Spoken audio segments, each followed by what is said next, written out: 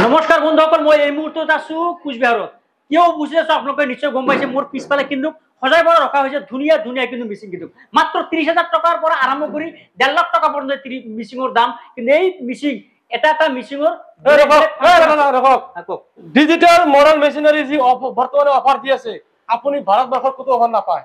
কি কি অফাৰ আছে কওকচোন আপুনি? আপুনি এটা মেচিনত 10,000 টকালৈকে অফাৰ পাব, 10,000 টকা। কিন্তু আপোনাৰ ভিডিঅ' শ্বেয়াৰ কৰি যদি কোনোবাই আমাক স্ক্ৰীনশ্বট দিয়ে 10,000 টকালৈকে অফাৰ দিম আমি। এটা মেচিনত 10,000 লৈকে ভাৰতত ক'তো নাপায়। এই মেচিনটো কি কামত দিব আৰু কিমান টকা ডিছকাউণ্ট আছে কওকচোন? এইটো আপোনাৰ ধান ভঙা মেচিন হয়। এইটো যিমান মডেলৰ মেচিন আছে ধান ভঙাৰ, এইটো সান এগ্ৰো ইণ্ডিয়ান কোম্পানীৰ মেচিন হয়। আৰু এইটো সবতকৈ টপ মডেলৰ মেচিন। মাত্ৰ 3 মিনিট আপোনাৰ বিদ্যুৎ খৰচত আপুনি মিনিমাম 4-5 কুইণ্টেললৈকে আপুনি ধান ভঙাব পাৰিব ঘণ্টাত, 1 ঘণ্টাত। আৰু আছে যদি কোনোবাই কম দামত লয়, এইটো দাম অলপ বেছি। সিংগেল আছে কম দামত, ডাবল হোল্ডাৰ আছে, 3 in 1 আৰু এই আছে আপোনাৰ 3 in 1। এইটো আপুনি ধান ভঙাব পাৰিব, গেহুৰ পৰা আটা, চাউলৰ গুড়ি, মাকৈৰ গুড়ি, লগতে আপোনাৰ যিকোনো ধৰণৰ মছলা, জলকীয়া, হালধীয়া আৰম্ভ কৰি যিকোনো মছলা আপুনি গুড় কৰিব পাৰিব।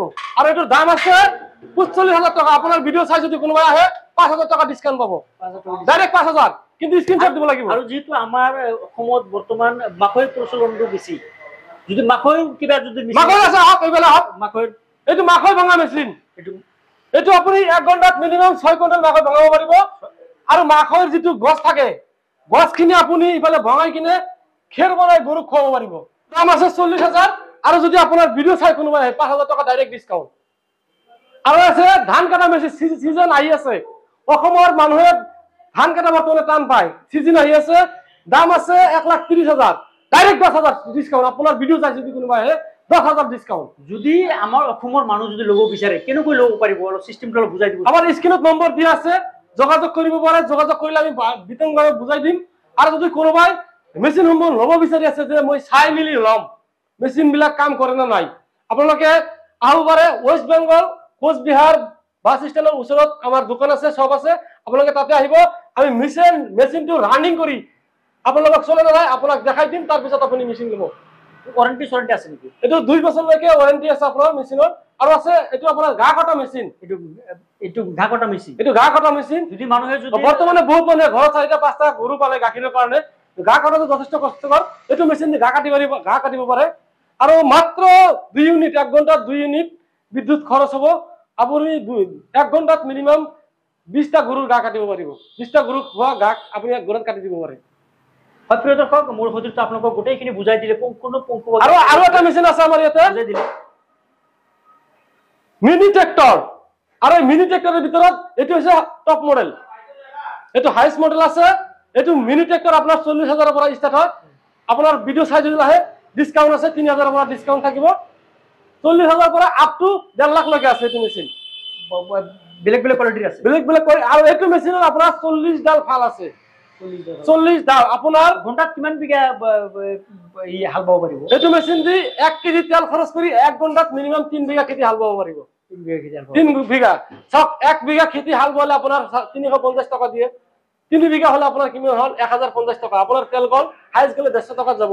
কিমান থাকিল আপোনাৰ? 900 টকা। এজন মানুহক যদি আপুনি 1 ঘণ্টাত হাল বাব দিয়ে 200 টকা দিব, তথাপি আপোনাৰ 1 ঘণ্টাত 700 টকা ইনকাম হ'ল। পাৰ ডে কিমান ইনকাম হৈ আছে? আপুনি মাত্ৰ 1,40,000 টকা খৰচ কৰি এই মেচিন যদি কোনোবাই লয়, দিনত মিনিমাম 3 পৰা 4, 5,000 পৰা 6,000 টকালৈকে ইনকাম হ'ব এইটো মেচিন দি। প্ৰিয় দৰ্শক, মোৰ সতীৰ্থ আপোনালোকক গোটেইখিনি পুংখানুপুংখভাৱে বুজাই দিলে। মোৰ পিছত কিন্তু এখন বেনাৰ আলাপ থোৱা আছে, digital model machinery. Digital model মেচিনাৰীত কিন্তু আমি উপস্থিত হৈছিলোঁ। আজি আপোনালোকক সবিশেষ A to Z আপোনালোকক কিন্তু বহলাই কিন্তু আপোনালোকক বুজাই দিলোঁ। যদি আপোনালোকে ল'ব বিচাৰে স্ক্ৰীনত কিন্তু কেইটামান নম্বৰ আছে, নম্বৰত আলোচনা কৰি এই দোকানৰ যি মালিক আছে, মালিকৰ লগত আলোচনা কৰি কিন্তু আপোনালোকে কিন্তু এই মেচিনবিলাক আপোনালোকে কিন্তু লৈ যাব পাৰিব। আৰু কিন্তু কোচবিহাৰৰ 2টা শাখা আছে। আৰু অসম পশ্চিমবংগৰ যিখন বৰ্ডাৰ সীমান্ত আছে, আপোনাৰ বক্সিঘাটৰ কিন্তু সিহঁতৰ এটা শাখা আছে। তেতিয়াহ'লে ল'ব পাৰে। আৰু যদি আপোনালোকে কোৰিয়াৰ কৰি যদি ল'ব পাৰে, বুকিং চিষ্টেমো আছে ইয়াতে। আপোনালোকে আধাৰ কাৰ্ড দিব, আধাৰ কাৰ্ড দি আপোনালোকে কিন্তু ভাৰতবৰ্ষৰ সকলো ঠাইতে ফ্ৰী ডেলিভাৰী, হোম ডেলিভাৰী পাব। Free home delivery. আপুনি আধাৰ কাৰ্ড দি 2,000 টকা, 2,000 পৰা 3,000 টকা প্ৰেৰণ কৰিব আমালৈ। প্ৰেৰণ কৰাৰ পিছত 3 পৰা 4 দিনৰ ভিতৰতে আপোনাৰ মেচিন আপোনাৰ ঘৰত পাৰ্চেল হৈ যাব। আপুনি মেচিন ৰিচিভ কৰাৰ পিছত বাকি পেমেন্ট কৰিব। তেওঁলোকৰ সকলো ধৰণৰ ফেচিলিটি আছে। আৰু যদি কিবা পাৰ্টস কোনোবাৰ বেয়া হৈছে বা কোনোবাৰ এক্সট্ৰা পাৰ্টস লাগে যোগাযোগ কৰিলে হোম ডেলিভাৰী সিস্টেম আছে, ফ্ৰী হোম ডেলিভাৰী পাই যাব। প্ৰিয় দৰ্শক, এই স্ক্ৰীণৰ নম্বৰ যোগাযোগ কৰক। এই দোকানীৰ মালিকৰ লগত আলোচনা কৰি আপোনালোকে গোটেইখিনি ডিটেইলছ জানি বুজি আপোনালোকে কিন্তু এই মেচিনবিলাক আপোনালোকে বুকিং কৰিব পাৰিব আৰু কিন্তু ল'ব পাৰিব।